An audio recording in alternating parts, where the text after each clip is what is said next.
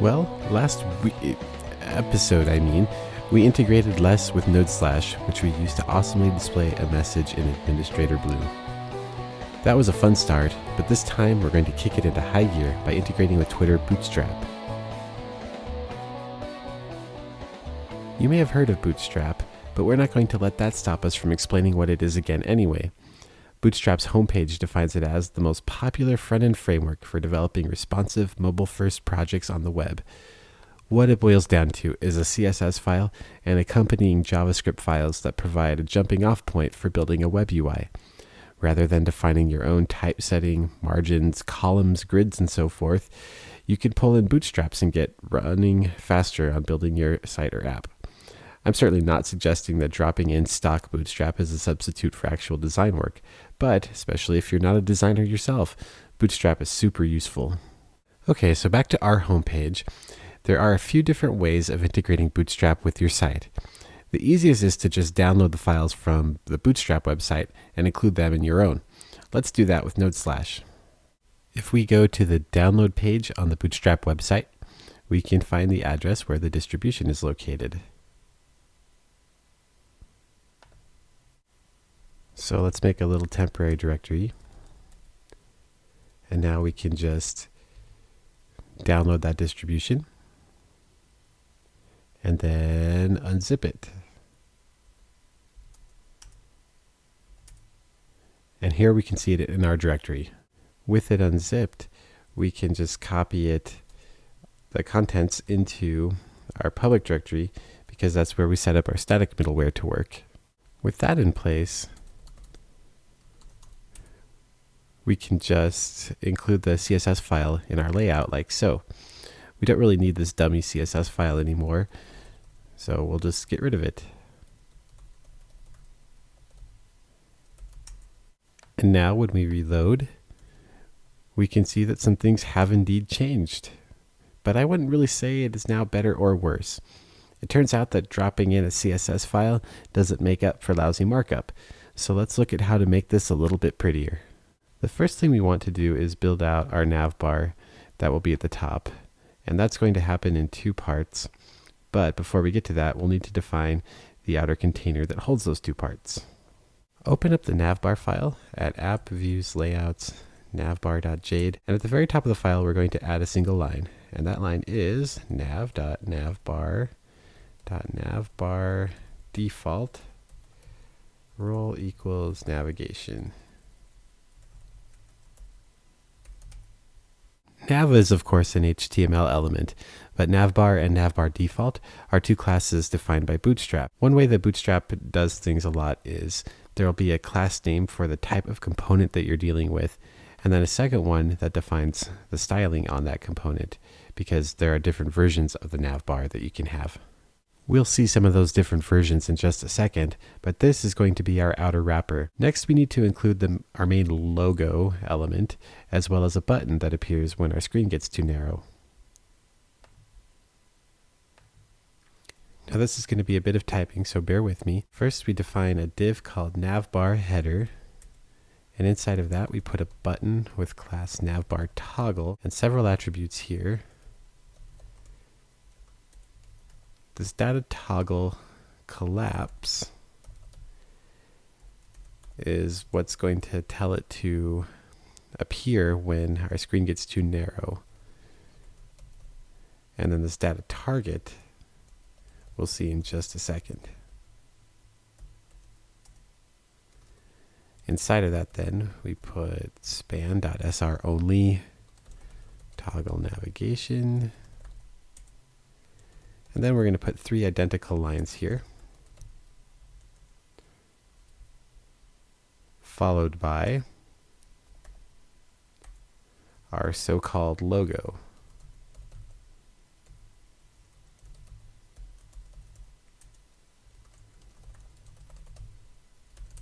So this button does bear a little bit of explanation. Basically, it's a button element with some spans inside of it. These three span.icon bars end up rendering as some horizontal lines, which we'll see in just a second. This SR only class is defined by Bootstrap, and it's there to support screen readers. This A tag that we put in here will end up being our logo in the upper left of the screen. we don't have a graphic for it, so we just use the text node slash. And upon further investigation, totally left out a closing paren there.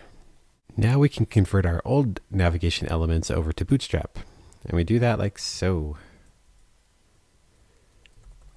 Define div collapse, nav bar collapse, and we give it an ID of main site nav, which we may have seen before. Then we just bring our old elements here, put them under that, define some classes on our UL here,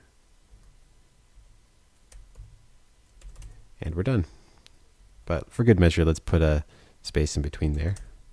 So note that this collapse navbar collapse main site nav is a sibling to the navbar header element that we defined above. All we've done is taken our old navigation elements, given them a few Bootstrap classes, and put them underneath the collapse navbar collapse main site nav. Now let's call out that main site nav thing here. You might remember that from the data target attribute from the button above, which we can't see, so let's set our wrap.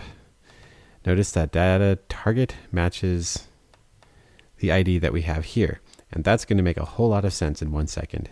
So let's reload the page now. If we've done it correctly, this page should look slightly better. Watch what happens when we resize the browser to be much narrower. See how the button appears? Those icon bar spans that we put inside become these 3 horizontal lines that we see right here. And when we click the button, nothing's happening. Let's go fix that. Well, CSS can't quite yet respond to click events for us, so we need to make sure that we drop in a reference to our Bootstrap JavaScript file. So with that in place, we can just reload the page now, and when we click this, we can see that our navigation now appears. So if you were on a mobile device, you'd still be able to navigate the site. And this collapsing functionality is why the data target needs to match this ID right here. That's how the button knows which div it's supposed to collapse and uncollapse. But this gray here isn't really fitting our theme. We want to make it more edgy than that. If we scroll down in the docs, the Navbar docs, we can come across this section that has a Navbar inverse. So let's make that change to our Navbar. And that's pretty easy to do. That change just goes up here on the container instead of Navbar default. Like mentioned earlier, we can just add a class that will change the styling of everything underneath it. This class here gives us the sort of structure and sizing on the Navbar, and then the second class modifies the visual appearance. So let's go see what that looks like when we reload the page. Yeah, that's totally edgier and exactly the sort of look we're going for in such a hip game like Node slash. There are lots of other options for the nav bars, but our focus here is more on integration than on an exhaustive tour of Bootstrap. We kind of went through it here to show the pattern that Bootstrap uses, where a class will define the type of element and then others will modify its style. The last thing that we're going to fix here is to get this main page content off the edges of the window. And this is actually pretty simple for us. Bootstrap provides us a class that gives us a nice, responsive, centered containing element, and that class is just called container. So what we want to do is open up the layout file that we were using, and then take our block container here and just put it inside of something called container. Then we can reload the page and see that we're nice and centered now. Now there's still a lot to do on this page, but we're going to save the better styling for next week. We're going to wrap this episode up with showing why we bothered with less integration last week. When we downloaded Bootstrap earlier, we grabbed the distribution files. This time though, we're going to grab the source files. So instead of pulling this one down, we want to get this. So let's get that link location, and then we can go download that. First of all, we'll remove what we had before in here. Then we can pull down that archive. We'll unzip it. And then we can just remove the zip file because we don't need it anymore. Now let's have a look at our contents here. there is this directory inside of our Bootstrap distribution, which you can see has a whole bunch of less pages. And that's what we're actually after here. So let's just grab that one. And we're going to put this into app style sheets because remember, we want to engage less, and this is where we set less to work up out of. And then instead of calling it less, we're going to rename it Bootstrap. And then we can delete the contents of this temporary directory again. Now let's come back up here. Let's do this in the big window so that we can see it better. And let's do a listing of our style sheets directory. We can see that we now have this Bootstrap one under here. And inside of there, we can see a whole bunch of less files, which is exactly what we wanted to see. So now we're going to make a new file, and that's app style sheets. We'll call it application.less. Now we're not going to put much into this file. In fact, it's just one line. Import bootstrap bootstrap. So import is less's directive for pulling in one file into another. And the pathing here is relative to where the current file is. Because we put application.less into app style sheets, and then in turn copied the Bootstrap source files into the same directory, we can easily see that the file bootstrap, we can see what it references.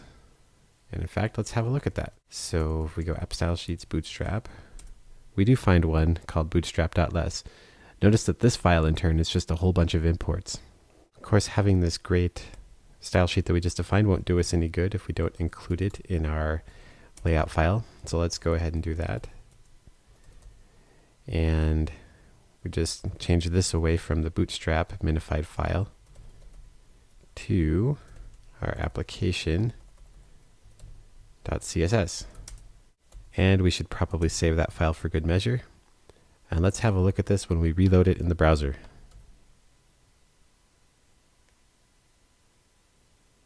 Visually, we shouldn't expect anything to change, but you might notice that that took quite a bit longer to load. And that's to be expected because when we reload the page now, Less is having to compile this very large Less project now. So we pull in Bootstrap, which in turn pulls in all these other files, and compiling those takes a little bit of time at first. Don't worry, we have some strategies to deal with that when we get to production, but in development, we'll just have to deal with that a little bit. So let's have a look at one more Bootstrap file before we close out here. That's going to be app style sheets Bootstrap Variables. Do you remember that variable feature that we looked at last time? Bootstrap makes extensive use of it. The entirety of Bootstrap is built off of the values that are defined in this one file. You could go and change these values in this file to customize your theme, but I wouldn't recommend it. If, for example, we wanted to modify the normal body text color, instead of doing that over here, let's find the variable first. Here it is, it's this text color one. Instead of modifying it there, we can just overwrite it in our application file. And we'll set that to pink. Now we can come and reload the browser. And guess what we're going to see? First, that long delay, but now the text is pink. Now I chose that color because it would be very visible, but you get the idea. Essentially, you can override all of these variables in your own code. And the reason I think it's better to do it in your code rather than in Bootstrap directly is that if you need to update Bootstrap and you just copy the files over, you won't whack the changes that you made. Let's go ahead and get rid of that. And then we can see that when we reload the page, again, it takes a little bit of time, but everything works the way that we would expect it to. Okay, so let's make one quick git change. Our CSS files do actually get generated, and we don't want to check those into source control. So we can fix that by going to our git ignore and adding public style sheets and typing always helps. So we'll put that in there, but we do have one that was in there from before. So let's just force remove that. And of course, git doesn't take a capital R. Don't actually need the recursive there anyway, but whatever. And now as we go forward, our generated CSS files won't show up in our Git repository. Okay, so we're going to stop there for this week. Next week we'll get into some more Bootstrap and show how to use its grid system and stuff like that. We'll also fix our regression with the administrator blue because we accidentally removed that. So you may have noticed that my graphical skills aren't all that amazing. If yours are slightly better and you're interested in donating some graphics to Node/, let me know in the comments below or by emailing me at the feedback email address you can find on the site. You'll definitely get credit for it, and you'll be making Node/ and Learn All the Nodes a lot more interesting. I hope this is enough to get the wheels turning for you with Bootstrap, and next week we'll lay out the homepage a lot better. If you click through to the other pages we've defined, you'll notice that they've been affected too since they use that same homepage layout. We'll see lots more Bootstrap as the series progresses because our use of it will turn up as we build out other areas of the application. It's difficult to do an in-depth dive into Bootstrap when we don't have those other pages yet. They're on the way though, as sure as our admin's name is Borgeroth. So enjoy, and until next week, happy coding. This episode is brought to you by Cover My App. If you run a Node.js or Ruby on Rails web application, then you know how much of a pain it is to keep your several dependencies up to date. And if you've also heard about vulnerabilities like the Rails YAML parsing issue from early 2013, you know how serious it is too. If you want to learn more about reducing that pain and keeping your app covered, head over to covermyapp.com and sign up for the free 5-day course.